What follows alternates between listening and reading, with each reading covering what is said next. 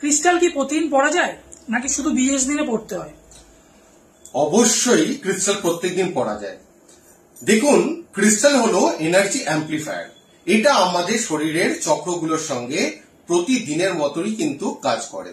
যখন আপনারা ক্রিস্টাল পড়বেন তখন সেটা আপনাদের অরা বা এনার্জি ফিল্ডের সঙ্গে মিশে যায়।